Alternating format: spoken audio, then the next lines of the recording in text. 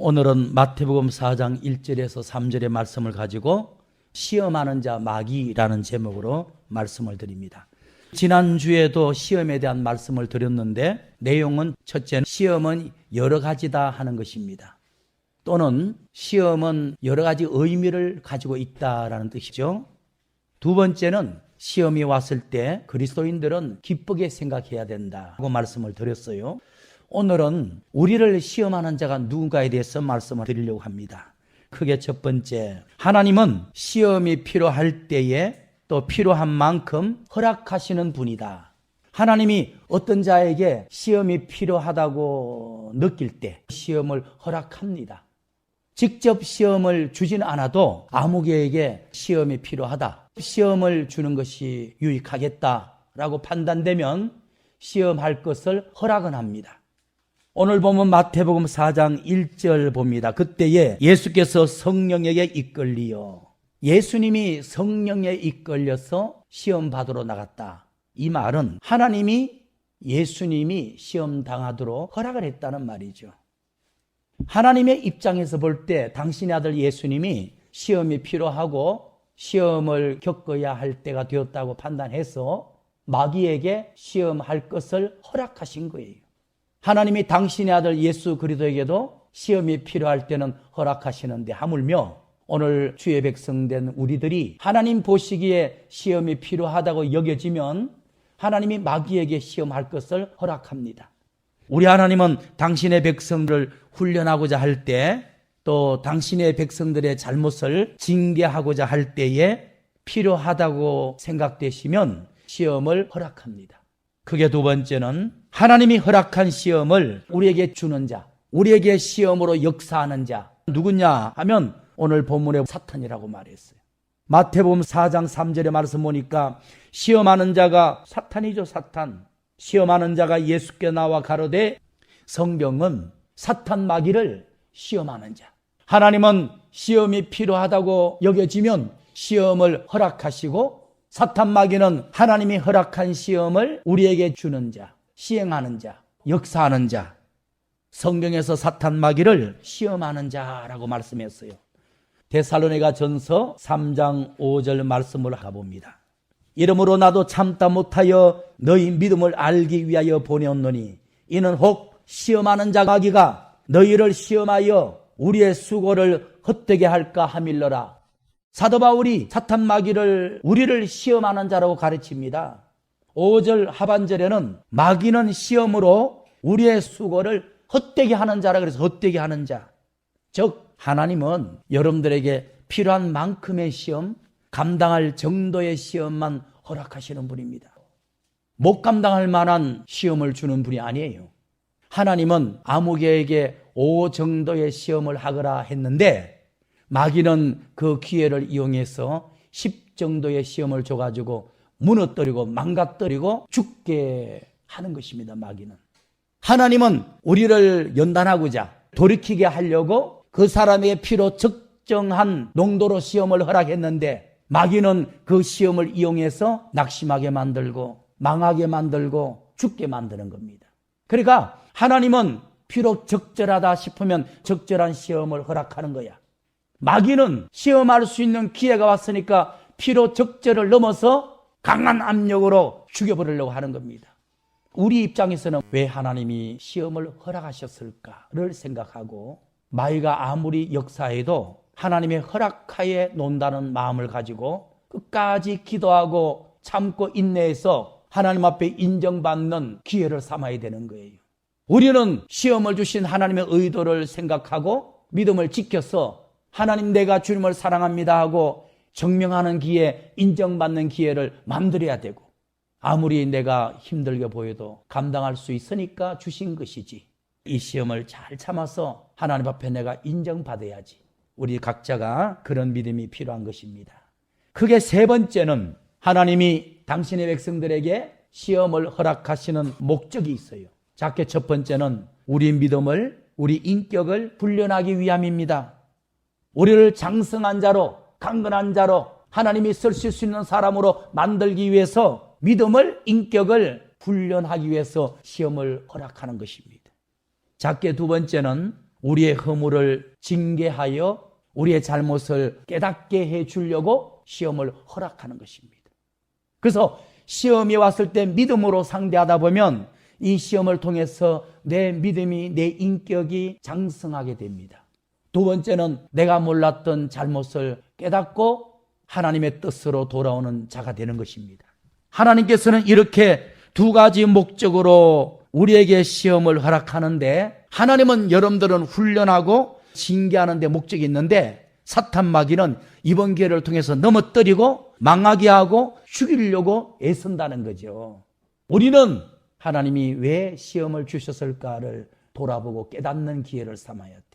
그리고 아무리 답답해도 하나님께서 감당할 수 있으니까 주셨지, 감당 못하면 피할 길을 내시겠지라는 마음으로 이기는 방법은 참는 거예요. 참으면 생각보다 짧은 기간에 시험이 지나가 버려요. 마가복음 14장 38절을 봅니다. 시험에 들지 않게 깨어있어 기도하라. 마음에는 원인데 육신이 약하도다. 시험이 왔을 때 기도하면 쉽게 이겨내요. 시험이 왔을 때 기도를 못하면 시험이 길어지고 시험이 커져요. 시험이 왔을 때 이겨내는 방법은 깨어서 기도하는 것이다. 기도하면 시험을 쉽게 이겨내요. 시험 왔을 때 기도를 못하니까 시험이 길어지고 시험이 크게 보이고, 마귀는 얼씨구 기분 좋아서 좌절시키고 망가뜨리고 병들게 하고 죽이려고 달라들고, 시험이 왔을 때 기도하면 쉽게 이깁니다. 고린도전서 10장 13절입니다. 사람이 감당할 시험 밖에는 너에게 당한 것이 없나니 오직 하나님은 미쁘사 너희가 감당치 못할 시험을 허락한 일이 없다. 그런데 지금 내 앞에 직면한 시험은 내가 감당할 수 없는 큰 시험 아닙니까? 이 말은 마귀가 그렇게 하는 거라고. 하나님은 5 정도의 시험을 가하라고 했는데 이놈은 10 정도의 시험을 가하는 거예요. 또 내가 기도하지 않고 감정으로 대하다 보니까 이게 걸거부스럼이 돼서 더 커지고 길어지는 거예요. 하나님은 여러분들에게 필요하다고 느껴지니까 시험을 허락한 것이고, 여러분들이 감당할 정도의 시험만 주는 거예요. 그리고 시험 당할 즈음에 또한 피할 길을 내사 너희로 능히 감당하게 하시느니라. 여기 보니까 하나님은 감당할 정도의 시험을 준다. 시험이 좀 깊어진다 생각하면 피할 길을 내버린다. 시험이 왔을 때 기도하면 하나님이 감당할 힘을 더 많이 주죠.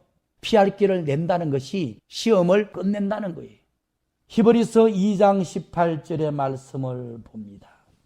당신이 육신을 입고 계실 때 주님이 시험을 받아 직접 고난을 당해보셨으므로 시험을 받는 당신의 백성을 능히 도우시느니라. 예수님은 우리와 같은 육신을 입고 세상에 살면서 우리가 당하는 시험보다 몇 백 배의 시험을 친히 경험하셨어. 시험이 얼마나 힘들다는 걸 아시오. 그래서 여러분들에게 필요한 만큼의 시험만 주는 겁니다. 내가 기도하지 않고 감정으로 대하니까 그 시험이 걸거부스럼이 돼서 커지는 거지. 또 크게 보이는 것이지. 그러나 주님 또 시험 당했을 때 기도하니 하늘에 천사가 내려와 도왔듯이 우리도 시험 가운데 감정으로 대할 게 아니라 기도하면 능히 도우신다는 거예요. 감당할 힘 주고 피할 길을 낸다는 말이죠. 욥의 사건을 통해서 이제 시험에 대한 이해를 하고 마치도록 합니다. 하나님의 보시기에 욥이라는 사람은 의로운 사람이요 하나님의 뜻대로 사는 훌륭한 사람이었어요. 욥기 1장 8절의 말씀을 봅시다. 여호와께서 사탄에게 말하기를 네가 내 종 욥을 자세하게 살펴보았느냐? 그와 같이 순전하고 정직하고 하나님을 경외하고 악에서 떠나서 하나님의 뜻대로 사는 자가 없느니라. 그러니까 욥이 당한 시험은 죄가 많아서 징계로 시험 받은 게 아닙니다. 믿음이 너무 좋기 때문에 하나님이 더 좋은 믿음을 만들고자 훈련으로 시험을 허락한 겁니다. 여러분들이 시험이 왔을 때 첫째, 내가 믿음이 너무 좋다 보니까 내 믿음이 한 단계 올라서기 위해서 연단하시려고 훈련으로 시험이 오는 것인가? 아니면 내가 죄를 짓거나 잘못한 게 있었어. 바로 쓰라고 시험을 주신 것인가? 먼저 그걸 생각해야 돼. 하나님이 내 잘못과 허물 때문에 매를 때리는 시험을 하는데 그거 못 깨닫고 내 믿음이 너무 좋아가지고 나를 복주고 쓰시려고 훈련으로 시험 오는 거야. 그렇게 착한 사람 되게 많아요. 욥과 같은 의로운 사람은요, 자기가 의로워서 하나님이 훈련으로 시험을 주는 건데도 늘 시험 만날 때마다 내가 허물과 죄가 얼마나 많으면 하나님이 매를 때리는 것인가 하여 울고 회개하고 각성하고 그랬다고. 욥기 1장 8절 보니까 욥은 하나님 보시기에 의로운 자요, 하나님의 뜻대로 사는 훌륭한 사람이었습니다. 그런데 11절에 보니까 사탄은 하나님께 사랑받고 인정받는 욥을 시기 질투한 나머지 하나님 시험을 해보십시다. 내가 한번 흔들어 보게 허락해 주세요. 자꾸 때를 씁니다. 하나님이 여러분들이 잘못했을 때는 징계라는 시험을 적당하게 줘서 정신을 차리게 해야겠다. 그런 것은 하나님이 허락하시겠지. 그러나 믿음으로 당신의 뜻대로 사는 사람은 하나님이 시험을 허락하고 싶은 마음이 없을 거예요.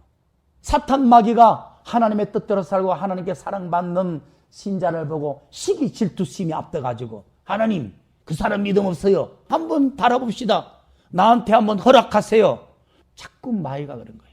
하나님 아버지의 심령은 여러분들이 크고 작은 시험 줄 마음이 없어.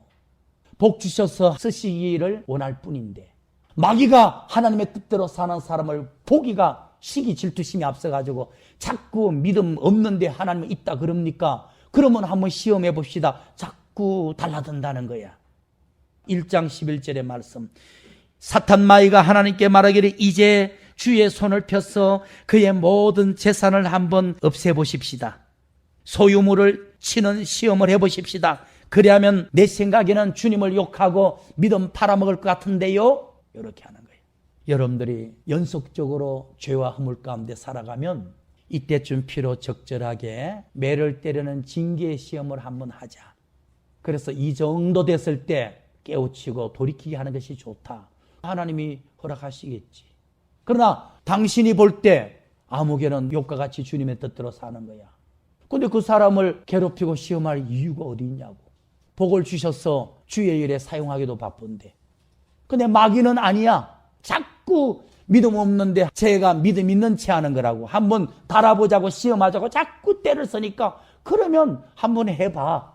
근데 중요한 것은 그럴지라도 비록 적절한 시험만 허락합니다.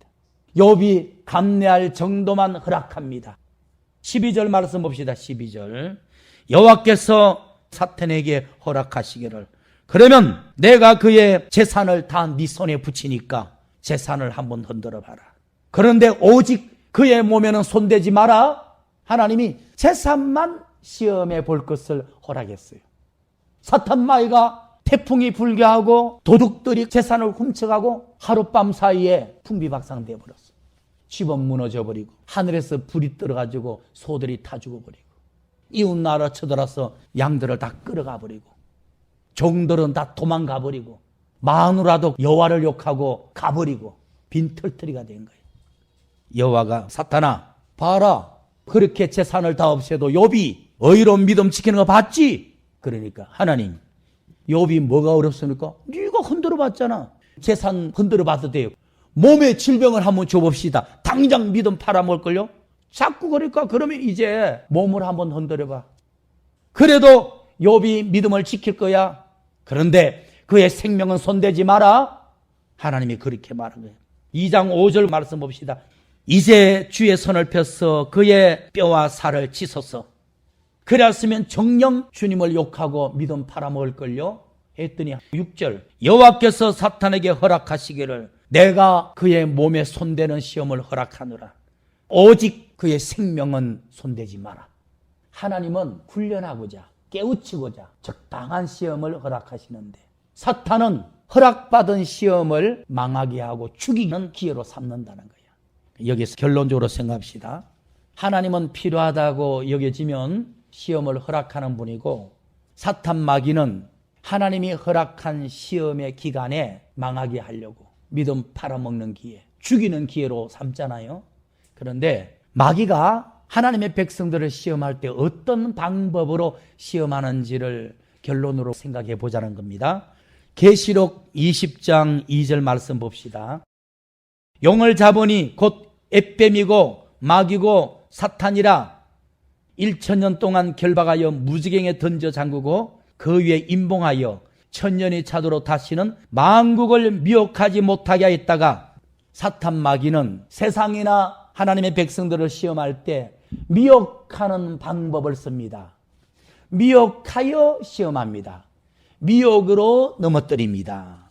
그래서 여러분들이 성격상 남에게 잘 속는 사람, 남의 농간에 잘 홀리는 사람은 마귀가 시험하기에 참 좋은 사람이야. 그래서 우리가 마귀를 이기려면 사리를 분별하는 분별력을 가져야 돼.